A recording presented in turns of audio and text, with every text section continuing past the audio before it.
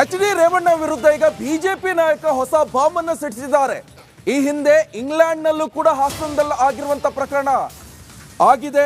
ಅಂತಹದೇ ಘಟನೆ ನಡೆದಿದೆ. ರೇವಣ್ಣ ಇದೇ ರೀತಿ ಇಂಗ್ಲೆಂಡ್ನಲ್ಲೂ ಕೂಡ ತಗಲಾಕೊಂಡಿದ್ರು. ಓಹೋ, ಇದು ಹೊಸ ಘಟನೆ ನೋಡಿ. 30 ವರ್ಷದ ಹಿಂದೆ ಇಂಗ್ಲೆಂಡ್ಗೆ ಹೀಗೆ ಸಿಕ್ಬಿದ್ದಿದ್ರಂತೆ. ಇಂಗ್ಲೆಂಡ್ನಲ್ಲೂ ಕೂಡ ರೇವಣ್ಣ ವಿರುದ್ಧ ಶಿವರಾಮೇಗೌಡ ಸ್ಫೋಟಕ ಆರೋಪವನ್ನು ಮಾಡಿದ್ದಾರೆ.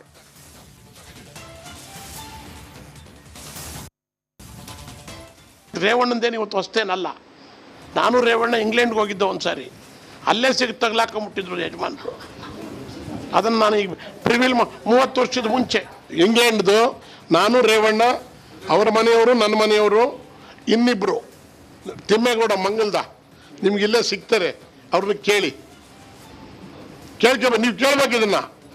ಮಂಗಲದ ತಿಮ್ಮೇಗೌಡರು ಸಾಕ್ಷಿ ಇದ್ದಾರೆ.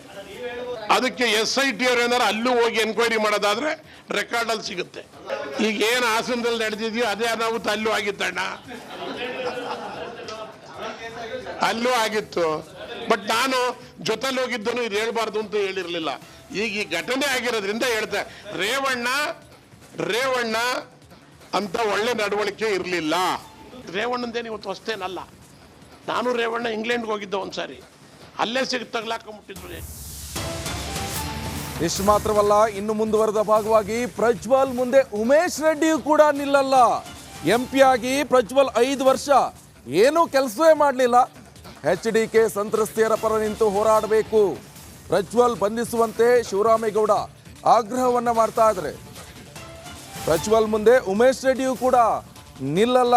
MP ಆಗಿ ಪ್ರಜ್ವಲ್ 5 ವರ್ಷ ಏನು ಕೆಲಸ ಮಾಡಿಲ್ಲ ಅಂತ ಮತ್ತೆ ಆರೋಪವನ್ನು ಮಾಡ್ತಾ ಇದ್ದಾರೆ ಶಿವರಾಮೇಗೌಡರು. ನೀವು ಗೂಗಲ್ಗೆ ಹೋಗಿ ನಡಿ, ಈಗ ಶುರು ಮಾಡೋಣ. ಕೇಸರಿಯಿಂದ ಮನೋಲ್ಲಾಸ ಮನಸ್ಸು ಮತ್ತೇರಿ ಕುಣಿದಾಡಿದೆ ನೋಡು, ಮನಸ್ಸು ಮತ್ತೇರಿ ಕುಣಿದಾಡಿದೆ ನೋಡು. ಕ್ಷಣ ಕ್ಷಣವೂ ಆಚರಿಸಿ ಕೇಸರಿ ಹಬ್ಬ. ವಿಮಲ್ ಬಾಯಲ್ಲಿ ಹೇಳಿ ಕೇಸರಿ. ಗೂಗಲ್ ಅಲ್ಲಿ P ಅಂತ ಹೊಡೆದ್ರೆ ಪ್ರಜ್ವಲ್ ರೇವಣ್ಣ ಬರ್ತಾನೆ, ಇನ್ನೊಂದು ರೌಂಡ್ ಹೊಡೆದ್ರೆ ಪೆನ್ ಡ್ರೈವ್ ಅಂತ ಬರುತ್ತೆ. ಅವನು ಇನ್ನೇನು 5 ವರ್ಷ ದಿನಕ್ಕೆ 3 ಜನದಂತೆ ಇದನ್ನ ರುಬ್ಬಿರೋದು, ಇನ್ನೇನು ಮಾಡಿಲ್ಲ ರೀ. ಬೇರೆಯವ್ರಿಗೆಲ್ಲ ನೀವು ಇಷ್ಟು ಹೋರಾಟ ಮಾಡಿದ್ರಲ್ಲ, ಇವತ್ತು ನಿಮ್ಮಲ್ಲಿ ನಡೆದಿರ್ತಕ್ಕಂಥ ಘಟನೆಗೆ ನೀವು ಈಚೆಗೆ ಬರಬೇಕು. ಉಮೇಶ್ ರೆಡ್ಡಿ ಮುಂದೆ ನಿಲ್ಲೋ. ಉಮೇಶ್ ರೆಡ್ಡಿ ಯಾವ ಲೆಕ್ಕ ಹಾಕ ನೋಡಿ. ಹಿಂಗೆ ನೀವು ಸಣ್ಣವ್ರಿಗೂ ಹೋಲಿಕೆ ಮಾಡ್ತೀರಿ. ಪ್ರಜ್ವಲ್ ರೇವಣ್ಣ ಇವತ್ತಲ್ಲ ನಾಳೆ ಹಾಜರಾಗಲೇಬೇಕು ವಿಚಾರಣೆಗೆ. ಹಾಗೆ ಮುಂದೇನು ಮಾಡಬೇಕಂತ ನಾವು ನೋಡ್ತೀವಿ, ಅರೆಸ್ಟ್ ಮಾಡ್ತೀವಿ. ಗೃಹ ಸಚಿವ ಪರಮೇಶ್ವರ್ ಅವರ ಹೇಳಿಕೆ ಇದು. ರೇವಣ್ಣಗೆ 2 ನೋಟಿಸ್ ಈಗಾಗಲೇ ಕೊಟ್ಟಿದ್ದಾರೆ. ವಿಚಾರಣೆಗೆ ಬರೆದಿದ್ರೆ ಅರೆಸ್ಟ್ ಮಾಡ್ತೀವಿ ಅಂತ ಗೃಹ ಸಚಿವ ಪರಮೇಶ್ವರ್ ಅವರು ಹೇಳ್ತಾ ಇದ್ದಾರೆ. ರೇವಣ್ಣವರಿಗೂ ಪ್ರಜ್ವಲ್ಗೂ ಇಬ್ಬರಿಗೂ ಕೊಟ್ಟಿದ್ದಾರೆ. ಈಗ ರೇವಣ್ಣವರು ಒಂದು ವೇಳೆ ಅವರು ಏನಾದರೂ ಹೊರದೇಶಕ್ಕೆ ಹೋಗೋದಕ್ಕೆ ಪ್ಲ್ಯಾನ್ ಮಾಡ್ಕೊಂಡಿದ್ರೆ ಅಂತೇಳಿ ಅವ್ರಿಗೂ ಕೊಟ್ಟಿದ್ದಾರೆ.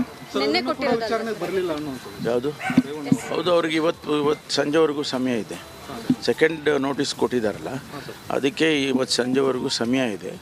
ಇನ್ ದಿ ಮೀನ್ ಟೈಮ್ ಅವರು ಮೈಸೂರಿಂದು ಕಿಡ್ನ್ಯಾಪ್ ಕೇಸ್ನಲ್ಲಿ ಅವರು ಬೇಲಿಗೇನೋ ಅಪ್ಲೈ ಮಾಡ್ಕೊಂಡಿದ್ದಾರೆ ಅಂತ ಕಾಣಿಸುತ್ತೆ. KR ನಗರದಲ್ಲಿ ಕೊಟ್ಟಂತ ಕಂಪ್ಲೇಂಟ್ ಅಲ್ಲಿ ಸತೀಶ್ ಬಾಬಣ್ಣ ಅವರು 2ನೇ ಆರೋಪಿ, ಅವ್ರನ್ನ ಅರೆಸ್ಟ್ ಮಾಡಿದ್ದಾರೆ. ರೇವಣ್ಣ 1ನೇ ಆರೋಪಿ ಯಾಕಿದಾಗಿಲ್ಲ ಅಂತಂದು ಅವರಿಗೆ ಅವಕಾಶ ಕೊಟ್ಟಿದ್ದಾರಲ್ಲ, ನೋಟಿಸ್ ಕೊಟ್ಟಿದ್ದಾರೆ.